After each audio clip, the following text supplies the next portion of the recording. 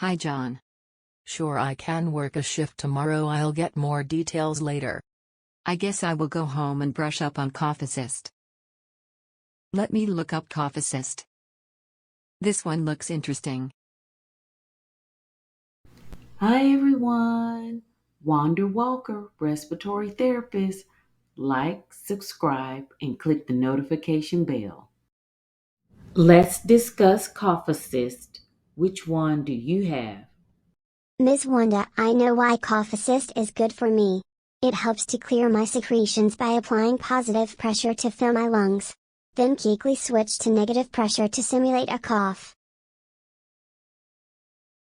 Where did she go? You need a bacterial viral filter, breathing hose, and patient interface. Set inhale flow to full or reduce. If patient complains of too much flow, consult with physician if it can be reduced. Hold control lever to exhalation and use the pressure knob to adjust the pressure until you achieve the prescribed reading on the gauge. Yes, it sounds like a jet engine, and yes, we use it on patients. Hold lever to inhalation. Use the inhaled pressure knob to adjust the pressure to the prescribed reading. Cycle control lever from inhalation to exhalation a few times to ensure correct readings.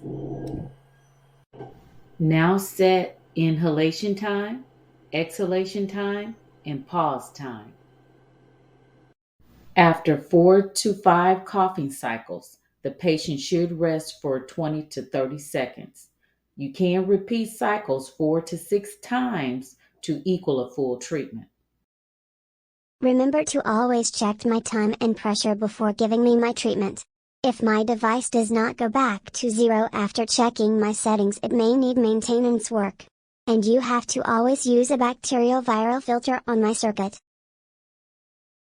All right, you beautiful healthcare workers. Bye for now.